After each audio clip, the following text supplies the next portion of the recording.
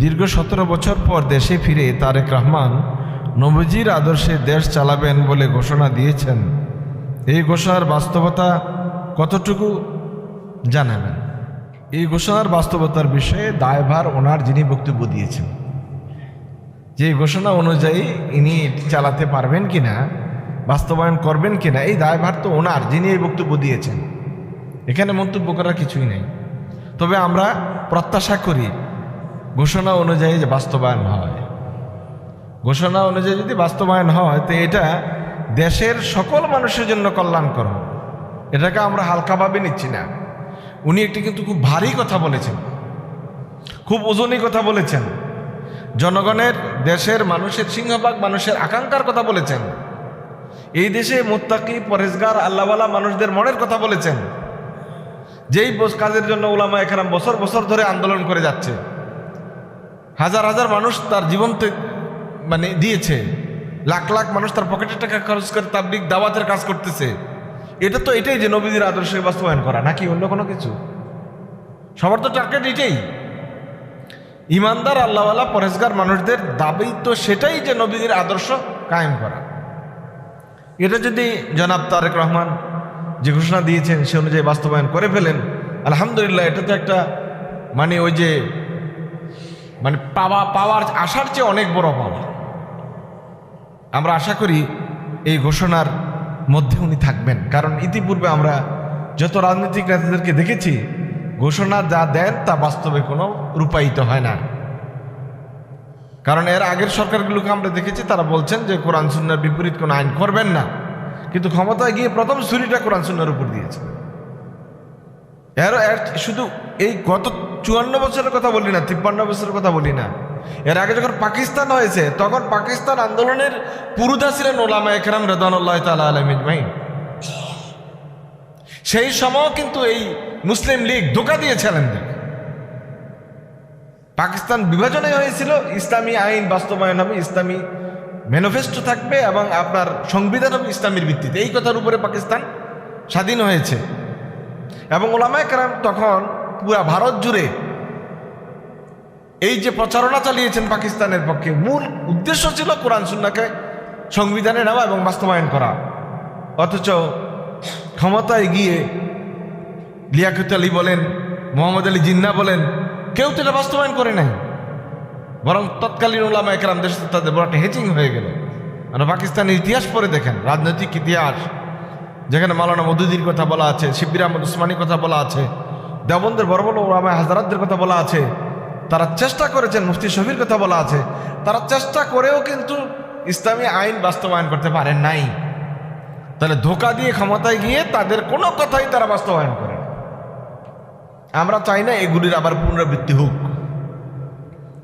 যে ঘোষণা উনি দিয়েছেন, এই ঘোষণা অনুযায়ী দেশ যদি নবীজির আদর্শ চলে, তাহলে কি চুরি চলবে, দুর্নীতি চলবে, চাঁদাবাজি চলবে, দেশের সম্পদ লুণ্ঠন করার সুযোগ আছে, মানুষদেরকে অন্যায়ভাবে অত্যাচার করা, জুলুম করা, গুম করা, খুন করা, আয়নাঘর বানানোর কোনো সুযোগ আছে?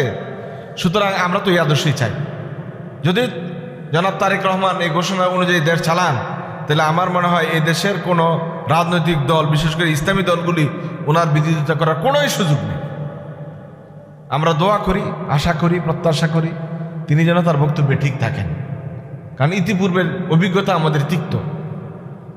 মাওলানা শিব্বির আহমদ উসমানি রাহিমাহুল্লাহ, তিনি একটা প্লেন ক্রাশে ইন্তেকাল করেছেন।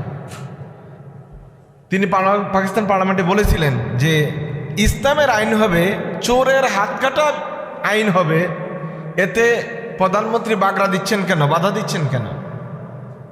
ওনার তো ভয় পাওয়ার কথা না। তো উনি বাধা দেওয়ার একথাই প্রমাণ করে যে হয়তো উনি নিজে চোর অথবা চোরদেরকে তিনি রক্ষাকারী। পাকিস্তান পার্লামেন্টে মাওলানা শিব্বির আহমদ উসমানি এই বক্তব্য দিয়েছিলেন। এই বক্তব্যটা শতভাগ ঠিক না?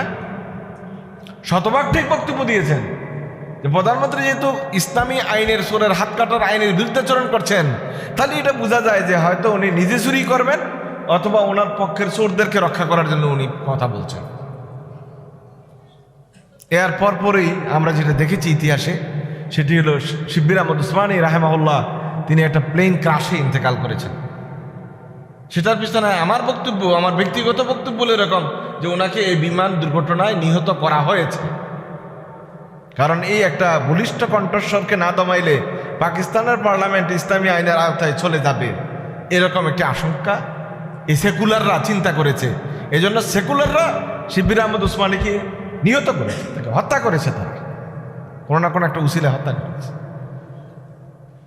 আল্লাহ তাআলা ওই আলেমে দ্বীনদের সবাইকে কবুল করুক, যারা আল্লাহর দ্বীনকে কায়েমের জন্য জীবন দিয়েছেন, যুগে যুগে প্রচেষ্টা করেছেন। আল্লাহ তাআলা সবাইকে কবুল করুক, আমরা সবাই বলি আমিন। আমরা কথা শুনছিলাম যে আল্লাহ সুবহানাহু ওয়া তাআলা সকল আম্বিয়া আলাইহিমুস সালাতু ওয়াস সালামদেরকে যৌবন অবস্থায় নবুয়ত দিয়েছেন, কারণ যৌবন ছাড়া দাওয়াত ও তাবলীগের কাজ করা আদৌ সম্ভব নয়। আন্দোলন করা, আন্দোলনে মানুষকে নিয়ে আসা, এটার জন্য প্রচুর এনার্জি দরকার।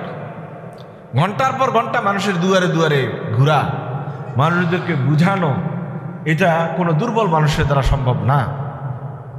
এই জন্য আল্লাহ তাবারক তাআলা যৌবন সময়টাকেই এবং যৌবনের পর মানুষের যে জীবনের একটি পরিপূর্ণতা, ওই সময়টুকু আল্লাহ তাআলা বেছে নিয়েছেন। আল্লাহ তাআলা হযরত ইব্রাহিম আলাইহিস সালাতু ওয়াস সালামকে এই যৌবন অবস্থায় কিন্তু নবুয়ত দান করেছিলেন। তিনি যৌবনের শুরুতে ভাবতেছিলেন, কানা ইয়াতাআম্মালু দাইমা, সবসময় চিন্তা করতেছিলেন বিমালাকুতিল্লাহি তাবারাকা ওয়া তাআলা, আল্লাহ তাআলার এই সৃষ্টি জগৎ কে সৃষ্টি করলেন, কিভাবে সৃষ্টি করলেন, কেন সৃষ্টি করলেন, নানা রকমের প্রশ্ন তার মাথায়। তিনি একটার পর একটা ক্ষমতার উৎস ট্রাই করতেছিলেন। হ্যাঁ, ওই চাঁদ, এটা তো অনেক আলো, পরে দেখলেন যে না, এটা তো ডুবে গেছে, পরে দেখলেন যে না, সূর্য, এটার তাপ আরও বেশি, এটার ক্ষমতা অনেক বেশি। সূর্যের চিন্তা করলেন, হ্যাঁ এটা হয়তো পূজনীয় হতে পারে, এটা রব হতে পারে, কিন্তু পরে দেখলেন যে না, এটাও তো এক সময় ডুবে যায়, নিঃশেষ হয়ে যায়, তাহলে এর ক্ষমতাও সীমিত। আল্লাহ তাআলা এই ফিকিরের মধ্যে তাকে বুঝিয়ে দিলেন, না, ওয়াকাযালিকা নুরি ইব্রাহিমা মালাকুতাস সামাওয়াতি ওয়াল আরদ, আমি ইব্রাহিমকে আকাশ এবং জমিনের আমার যেই কর্তৃত্ব এবং ক্ষমতা, এটা তার কাছে খুলে দিয়েছি। লিয়াকুনা মিনাল মুকিনিন, যাতে করে ইব্রাহিম একজন পাকা ইমানদার হয়ে যায়। এই জন্য আর এই পরিণত বয়সে, যৌবন বয়সেই কিন্তু হযরত ইব্রাহিম আলাইহিস সালাতু ওয়াস সালাম বাবার বিরুদ্ধে গিয়ে, জনতার বিরুদ্ধে গিয়ে, গোষ্ঠীর বিরুদ্ধে গিয়ে, দলের বিরুদ্ধে গিয়ে, এমনকি দেশের সর্বোচ্চ প্রশাসনের বিরুদ্ধে গিয়ে দাওয়াত ইলাল্লাহর ডাকটা দিলেন। তিনি একজন মানুষ, আল্লাহ তাআলা কোরআনে তাকে উম্মত বলেছেন। ইব্রাহিম মানুষ একজন, কিন্তু আল্লাহ বলতেছেন উম্মাহ, এক ইব্রাহিমে একটা জাতি। তাহলে ইব্রাহিম আলাইহিস সালাতু ওয়াস সালামের এই যৌবন বয়সের দাওয়াত ইলাল্লাহর কাজটা আল্লাহ তাআলার কাছে কতটা প্রিয় ছিল, আল্লাহ সুবহানাহু ওয়া তাআলা কোরআনে কারিমে উল্লেখ করেছেন। সূরাতুল আম্বিয়া, বাসায় গিয়ে পড়ে নেবেন, সূরাতুল আম্বিয়া 51 থেকে 67 নম্বর আয়াত, যেখানে ইব্রাহিম আলাইহিস সালাতু ওয়াস সালামের সংগ্রামের বিষয়টি আল্লাহ রাব্বুল আলামিন উল্লেখ করেছেন। ওয়ালাকাদ আতাইনা ইব্রাহিমা রুশদাহু মিন ক্বাবল ওয়া কুন্না বিহি আলিমিন, আমি ইব্রাহিমকে সঠিক পথটি প্রদর্শন করেছিলাম এবং আমি জানতাম কিভাবে ইব্রাহিমকে সোজা রাস্তায় সিরাতুল মুস্তাকিমে আনতে হবে। আর ইজ ক্বালা লি আবিহি ওয়া কওমিহি মা হাযিহি তামাসিলুল্লাতী আনতুম লাহা আকিফুন, যাদের কাছে গিয়ে আপনারা পূজা করেন, নিজেদের মাথা অবনত করেন, এই সমস্ত মূর্তিরা এরা কি কাজে লাগে, এদের পাওয়ার কি, ক্ষমতা কি, তিনি জানতে চাইলেন তার পিতার কাছে এবং তার কওমের লোকদের কাছে। কারণ ইব্রাহিম আলাইহিস সালাতু ওয়াস সালামের পিতার নাম নিয়ে নানা রকমের কথা আছে, মূল নামটা কি ছিল। তো উনি যেহেতু নিজেই, আপনারা জানেন, উনি নিজেই ছিল, শুধু উনি যে মূর্তি পূজক ছিলেন তা না, তিনি মূর্তি পূজার ইন্ডাস্ট্রির মালিক ছিলেন।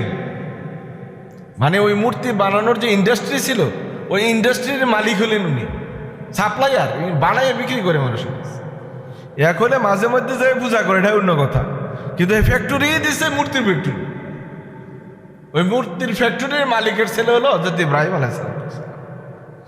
এটাকে বিরুদ্ধাচরণ করা খুব সহজ কাজ না। কিছু মানুষ আছে বেদাতি পীর, অনেকটা মুশরিকি এরকম পীর আছে না দেশে। তো এই পীরগুলির ছেলে সন্তান আছে না নাই? কিছু পড়াশোনা জানে এরকমও আছে, এরা বুঝে যে শিরিকি কাজ বা খারাপ কাজ, কিন্তু কেন ছাড়তে পারেন না বলেন তো? পার্থিব কারণে হাজার হাজার মানুষ আসে, হাদিয়া দেয়, তোফা দেয়, উস্তাদ উস্তাদ বলে, স্যার স্যার বলে, হুজুর হুজুর বলে, হাদিয়া তোফা টাকা পয়সা আরামে আয়েসে ইচ্ছা করার পরেও ছাড়তে পারে না, কারণ এটার প্রতি তার একটা লোভ তৈরি হয়ে যায়। এত বড় ফ্যাক্টরির মালিক যদি মালিকের ছেলে, সে এটার বিরুদ্ধে চরণ করা কিন্তু স্বাভাবিক না। মাঝে মধ্যে দুই একদিন মন্দিরে যায় আর পূজা করা লোক, আর ওই মূর্তি বানাইয়া বিক্রি করার মালিকের ছেলে, এই দুইটা কি এক? এই অবস্থায় হযরত ইব্রাহিম আলাইহিসসালাম বলছেন তার বাবাকে ডাইরেক্ট, তার কওমের লোকদেরকে বলছেন, কি করতে যান এদের কাছে, এই মূর্তিগুলো কি কাজে লাগে? কালু ওয়াজাদনা আবানা লাহা আবিদিন, আমরা তো এমনি এমনি যাই না, আমরা দেখছি আমার বাপে করছে, বাপে দেখছে দাদাই করছে, দাদাই করছে, দাদাই দেখছে দাদার বাপে করছে, এইভাবে আমরা বংশ পরম্পরায় দেখে আসছি, ওই থেকেই আমরা ঐতিহ্যগতভাবে আমরা মূর্তি পূজারি। মূলত মূর্তি পূজা হিন্দু ধর্মে নাই, হিন্দু ধর্মে মূর্তি পূজা নিষিদ্ধ, আর এটাকে পরবর্তীতে জায়েজ করে নিয়েছে এই নানা ধরনের হিন্দু মানে এরা ঠাকুররা এগুলোকে তৈরি করে নিয়েছে মূর্তি বানানো। আপনারা ওই বইগুলি খুব ভালো করে পড়লে দেখবেন ওরা কিন্তু এরকম মূর্তির পূজারি নয়। বলছে যে আমরা তো এমনি এমনি করি না, আমাদের কাছে দলিল নাই, দলিল একটাই। দেখছেন এরা কি কোনো দলিল দিচ্ছে যে আল্লাহ বিপরীতে আমরা যে মূর্তি পূজা করি আমাদের কাছে এই দলিল আছে? একটা যুক্তিও না, একটা যুক্তিও তার উপস্থাপন করতে পারে নাই। শুধু একটা কথাই বলছে, এত কথা বলিও না তো, দেখছি দাদা করছে বাপে করছে, আমরাও করি, এটা থেকে আমরা অন্যদিকে যাইতে পারবো না। তাহলে এই পরিস্থিতি কিন্তু আমাদের মধ্যেও বিদ্যমান, তাই না? আমাদের মধ্যেও কিন্তু বিদ্যমান। তো উমুকে বেদাত করে, উমুকে বেদাত করে, উমুকে বেদাত করে, ভাই এটা কেন করেন? কয় আপনি কি নতুন হুজুর নেই, এর চেয়ে বড় বড় হুজুর এইটা করে গেছে, আপনি কি ওদের চেয়ে বেশি জানেন?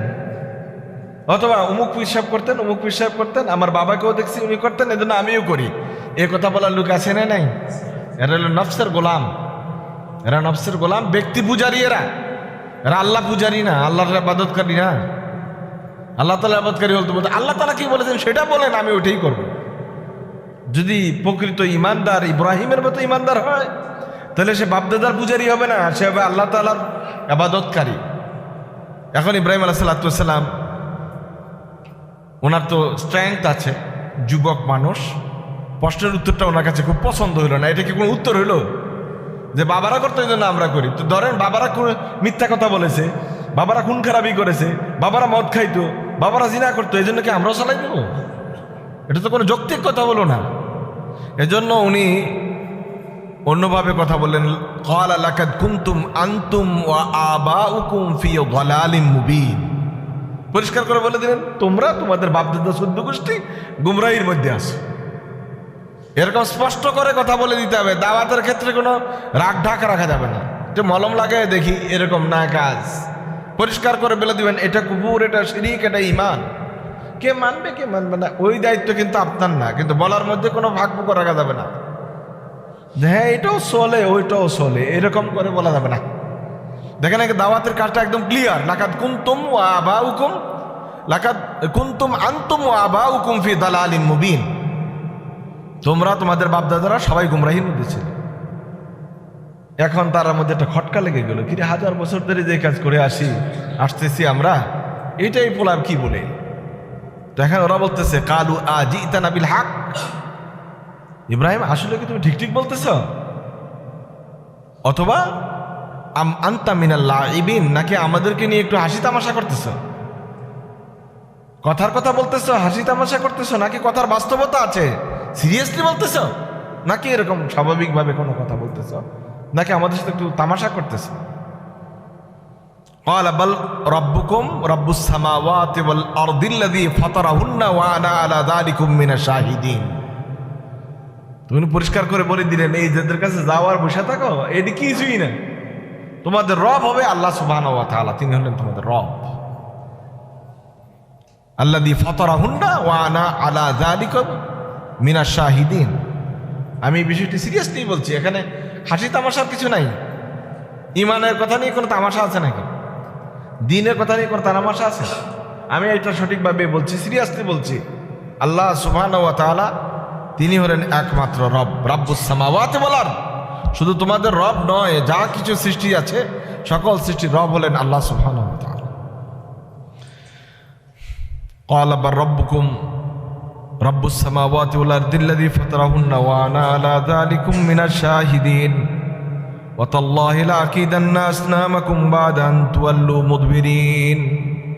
এই অংশটুকু উনি বলার কারণেই কিন্তু তারা পরবর্তীতে ওনাকে আটকাতে একটা ইস্যু পেয়ে গেছে। আমি বলি না, ইব্রাহিম আলাইহিস সালাম এই বিষয়টা এভাবে বলাতে ইস্যু পেয়ে গেছে, খেয়াল করবেন।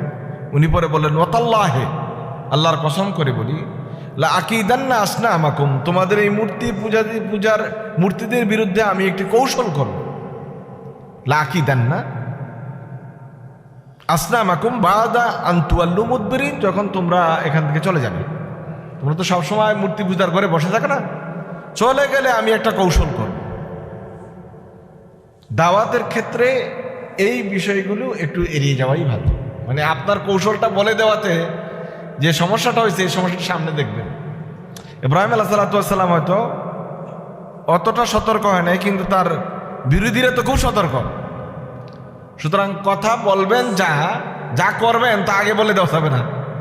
আগে বলে দিলেই কিন্তু আপনাকে তারা টার্গেট করবে। উনি দাওয়াতি কাজ করতে করতে এক পর্যায়ে বলে ফেললেন, আমি তোমাদের মূর্তিদের ব্যাপারে একটি কৌশলী হওয়ার চেষ্টা করব। ফাজালাহুম জুযাযান ইল্লা কাবীরান লাহুম লাআল্লাহুম ইলাইহি ইয়ারজিউন ক্বালু মান ফাআলা হাযা বিআলিহাতিনা ইন্নাহু লামিনাজ জালিমিন। তো তিনি যা ঘটনা ঘটিয়েছিলেন আপনারা সবাই জানেন, যে ওই কুঠারটা বড়টার ঘাড়ে দিয়ে রাখছিল মেরিটে। তো ওরা এসে বললো মান ফাআলা হাযা বিআলিহাতিনা, আমাদের খোদাদের সাথে এরকম দুর্ব্যবহার, এরকম ভাঙচুরের কাজ এটা কে করলো? ইন্নাহু লামিনাজ জালিমিন, নিশ্চয়ই সে একজন জালিম। তো স্বাভাবিক, আল্লাহর সাথে যে দুর্ব্যবহার করে তার চেয়ে বড় জালেম হওয়ার তার সুযোগ নেই। মানে এদের ভাষায় আর কি, এদের খোদা মাইরা ফেলাইছে, এর চেয়ে বড় আর সাংঘাতিক ঘটনা আর কি করতে পারে? এই জন্য তারা বলে ইন্নাহু মিনাজ জালিমিন। হেরা যে বড় জালেম, নিজেদের নফসের উপরে শিরিক করে বড় জালেম হয়ে গেছে, এটা কিন্তু খবরই নাই। আর ইব্রাহিম একটা ভালো কাজ করছে, এখন হেরা করতেছে জালেম। কারণ এই সমস্ত রায় আসে কোত্থেকে? চিন্তা থেকে। আপনি যেটা মাথায় থিম রাখেন ওইটার থেকে আপনি আরেকজনকে ডেলিভারি দেন। যেহেতু ওনাদের কাছে মূর্তি পূজাটা খুব ভালো কাজ, সুতরাং মূর্তিরা রব, মূর্তিরা তাদের পূজনীয়, এই জন্য এই ফতোয়াটা দিয়ে দিলেন। ইব্রাহিম আলাইহিস সালাম এর উপরে সন্দেহ করলেন। এখন তারা বলতেছে কালু সামেনা ফাতান, এই যে এটাই হলো আমার দলিল, সামেনা ফাতান ইয়াযকুরুহুম ইউকালু লাহু ইব্রাহিম। আমরা একটা যুবকের নাম জানি, যেই যুবকটাকে লোকেরা ইব্রাহিম বলে ডাকে, ঘটনাটা সম্ভবত সেই ঘটাইছে। ইব্রাহিম আলাইহিস সালামের বয়স যদি ওইরকম বেশি থাকতো, যিনি উঠলে বসতে পারেন না, বসলে উঠতে পারেন না, দাঁড়াইলে মাথা চক্কর দেয়, তাহলে তো ওনার দ্বারা আর মূর্তি ভাঙার সুযোগ ছিল না। স্ট্রেংথ ছিল শরীরে, ক্ষমতা ছিল, যৌবন ছিল। এই জন্য যেমন ভাষায় কথা বলে যেমন এটা প্রতিবাদ করেছেন, ফালিউগাইয়িরু বিয়াদি, হাত দিয়ে এটা ভেঙে এটা প্রমাণ করেছেন যে এটা থাকার কোনো সুযোগ নেই। এখন যারা যুবক তাদের কাজ হলো সমাজকে ভেঙে পরিবর্তন করে। এটাকে চলে না, মরে না, ধরে না, এই ঘুরে ধরা সমাজ রাখার কোনো সুযোগ নাই। যুবকদের কাজ হলো এগুলোর ভিত্তি ভেঙে দিয়ে একটা শান্তিময় সমাজ প্রতিষ্ঠা করার আন্দোলনে অংশগ্রহণ করা। ইব্রাহিম আলাইহিস সালাম সেটাই করেছিলেন। দ্বিতীয় উদাহরণ দেখেন, হযরত ইউসুফ আলাইহিস সালাম। ইউসুফ আলাইহিস সালাম একজন চরিত্রবান যুবকের উত্তম সাক্ষী, উত্তম নিদর্শন, উত্তম নমুনা, উত্তম উদাহরণ। ইউসুফ আলাইহিস সালাম জীবনের পরতে কতবার তিনি একেবারে পরীক্ষার দ্বার প্রান্তে গিয়ে পৌঁছে গিয়েছিলেন। আল্লাহ তাকে রক্ষা করেছেন, হেফাজত করেছেন। আল্লাহ সুবহানাহু ওয়া তাআলা তাকে ইলম দিয়েছেন, হিকমত দিয়েছেন যখন তিনি প্রাপ্ত বয়সে পৌঁছলেন। এর আগেই আল্লাহ সুবহানাহু ওয়া তাআলা আতাহুল্লাহুল ইলমা ওয়াল হিকমা, এরপর আল্লাহ সুবহানাহু ওয়া তাআলা তখন থেকে যৌবন বয়স দিলেন, তিনি শক্তিশালী করে দিলেন। আল্লাহ সুবহানাহু ওয়া তাআলা তাকে হেফাজত করলেন, তাকে শক্তিশালী করলেন, এবং তাকে আল্লাহ সুবহানাহু ওয়া তাআলা দুনিয়ার যত লোভ লালসা, নারী গঠিত যত জটিলতা, এগুলি থেকে আল্লাহ তাআলা হেফাজত করেছেন। সূরা ইউসুফ আয়াত নম্বর 22 আল্লাহ সুবহানাহু ওয়া তাআলা ইরশাদ করেন, লাম্মা বালাগা আশুদ্দাহু আতাইনাহু হুকমান ওয়া ইলমা ওয়া কাযালিকা নাজজিল মুহসিনিন। ইউসুফ যখন প্রাপ্ত বয়সে পৌঁছলো, এর মাঝে মাঝেই আমি আল্লাহ সুবহানাহু ওয়া তাআলা তাকে দুটো জিনিস দান করেছি। আতাইনাহু হুকমান ওয়া ইলমা, আমি তাকে হিকমতও দান করেছি, ইলমও দান করেছি। শুধু জ্ঞান অর্জন করার দ্বারা একজন মানুষ প্রায়োগিক অবস্থা বুঝে না। জ্ঞান অর্জন করার পাশাপাশি সমাজে আমার কি দায়বোধ, এটা আপনাকে বুঝতে হবে। শিক্ষার এটি একটি বড় টার্গেট। আপনি যদি কতগুলো পুঁথিগত বিদ্যা অর্জন করেছেন, বড় কোনো পদ আঁকড়ে ধরেছেন, মাসের সাথে একটা বেতন নিয়েছেন, সেটি আপনার জীবনের জন্য হয়তো একটা মান তৈরি করেছে, কিন্তু এই সমাজে, রাষ্ট্র, এই পরিবেশ আপনার কাছ থেকে ন্যূনতম কোনো উপকার অর্জন করতে পারে না। আপনাকে ভাবতে হবে, আপনি ব্যক্তিকেন্দ্রিক সুবিধা নেওয়ার জন্য আল্লাহ সুবহানাহু ওয়া তাআলা শুধু আপনাকে তৈরি করে নাই। আপনাদেরকে 5টা মানুষ, দুস্থ লোক সুবিধাপ্রাপ্ত হয়েছে? আপনার দ্বারা কি সমাজের অবহেলিত লোকগুলো কোনো সুবিধা নিতে পেরেছে? আপনার দ্বারা কি কোনো অমুসলিম মুসলমান হতে পেরেছে? কোনো মানুষ যে মাজলুম ছিল সে কি তার জুলুম থেকে নিষ্কৃতি পেয়েছে? যদি না পেয়ে থাকে তাহলে আপনাকে বুঝতে হবে আল্লাহ সুবহানাহু ওয়া তাআলা আপনাকে দিয়ে বড় কোনো খেদমত দেয় নাই। একজন পথহারা মানুষ পথের দিশা পেল না, আপনি বড় বড় পদে চাকরি করলেন, অনেকগুলো ডিগ্রি সার্টিফিকেট নিলেন, এগুলো বড় কিছু নয়। উলামায়ে কেরাম রিদওয়ানুল্লাহি তাআলা আলাইহিম আজমাইনদেরকে আল্লাহ তাআলা যেহেতু আম্বিয়া আলাইহিমুস সালাতু ওয়াস সালামের ওয়ারিশ করে দিয়েছেন, নবীরা যেমন অন্য মানুষদেরকে নিষ্কৃতির মুক্তির পথ দেখিয়েছেন, এটা উলামাদেরও একটি বড় কাজ, মানুষদেরকে মুক্তির পথ দেখানো। আল্লাহ সুবহানাহু ওয়া তাআলা বলছেন, আতাইনাহু হুকমা ওয়া ইলমা ওয়া কাযালিকা নাজজিল মুহসিনিন। যত মুহসিন বান্দা আছে আমার, সবাইকে আমি ইলম ও হিকমত দ্বারা ভরপুর করে দিই। এটা প্রথম কাজ। কারণ আপনি দাওয়াত আল্লাহর জন্য, মানুষদেরকে আল্লাহর রাস্তায় ডাকার জন্য আপনার ইলম লাগবে, জ্ঞান লাগবে। না হয় খুদ গুমরাহ চেরা রাহবরি কুনাত, নিজেই যদি গুমরাহ হন আরেকজনকে রাস্তা দেখাবেন কি? অন্ধে আরেকজনকে কি পথ দেখাবে? সুতরাং দায়ী আল্লাহর জন্য এটা প্রথম কাজ, নিজে দিন সম্পর্কে ভালো করে জানা, বুঝা, শেখা, তারপর অন্যকে সে পথ দেখানো, সে আলোর পথে মানুষদেরকে ডাকা। আল্লাহ সুবহানাহু ওয়া তাআলা সূরা ইউসুফ আয়াত নম্বর 30 হযরত ইউসুফ আলাইহিস সালামের পবিত্রতা এবং চরিত্রের বিশুদ্ধতা সম্পর্কে আল্লাহ তাআলা বলছেন, ওয়ারাওয়াদাতুল্লাতী হুয়া ফি বাইতিহা আন নাফসিহি ওয়া গাল্লাকাতিল আবওয়াবা ওয়া কালাত হাইতালাক কালা মাআযাল্লাহ ইন্নাহু রাব্বি আহসানা মাসওয়ায়া ইন্নাহু লা ইফলিহুজ জালিমুন। সূরা ইউসুফ আয়াত নম্বর 23। আল্লাহ সুবহানাহু ওয়া তাআলা পরের আয়াতে বলছেন, ওয়া কালাত নিসওয়াতুন ফিল মাদিনাতি ইমরাতুল আজিজ তুরাবিদু ফাতাহা আন নাফসিহি। হযরত ইউসুফ তখন যৌবন বয়সে ছিলেন। যৌবন বয়সে তিনি পরীক্ষা দিয়েছেন বারবার, ব্যক্তিকেন্দ্রিক পরীক্ষা, যৌথ পরীক্ষা, পারিবারিক পরীক্ষা, রাষ্ট্রগত পরীক্ষা, সমাজের পরীক্ষা, সবগুলো পরীক্ষা ইব্রাহিম আলাইহিস সালাম তার যৌবন বয়সে দিয়ে শেষ করেছেন। ইউসুফ আলাইহিস সালামকে আল্লাহ সুবহানাহু ওয়া তাআলা হেফাজত করেছেন। সম্মানিত মুসলিয়ান, আমাদের মধ্যে যারা আমরা, আল্লাহ তাআলা আমাদেরকে এখনো সুস্থ রেখেছেন, সবল রেখেছেন, আমরা ভালো আছি, সুস্থ আছি, অথবা আমাদের মধ্যে যারা যুবক বা উঠতি বয়সের কিশোর যুবক, তাদেরকে স্পিরিটটা দেওয়া উচিত যে শুধু চোখ বুজে এসে নামাজ আদায় করলেই আমার ফরজিয়তটা আদায় হয়ে যায় না, বরং আমর বিল মারুফ ওয়া নাহি আনিল মুনকার, মানুষদেরকে সৎ পথে ডাকা, অসৎ পথ থেকে মানুষদেরকে বিরত রাখা, এটাও ফরজগুলোর মধ্যে একটি গুরুত্বপূর্ণ ফরজ। যদি দাওয়াত আল্লাহর কাজটা বন্ধ হয়ে যায়, মানুষদেরকে আল্লাহর রাস্তায় ডাকার পথটা বন্ধ হয়ে যায়, উলামায়ে কেরাম যদি এই কাজ থেকে সরে আসেন, খুব সময় লাগবে না, দিন দুনিয়া থেকে মুছে যাবে।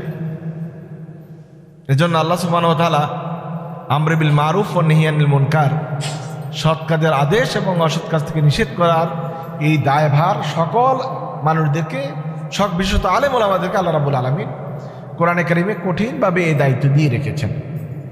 আমরা যে যেখানে থাকি, যে অবস্থায় থাকি, আমাদের প্রথমে দাওয়াতি আল্লাহর কাজে সম্পৃক্ত হওয়া দরকার।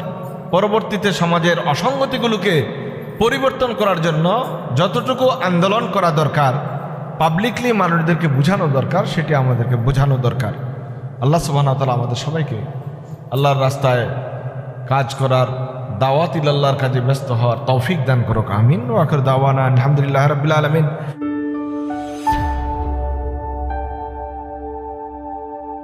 Islamic Tone 24 in charge of the ghetto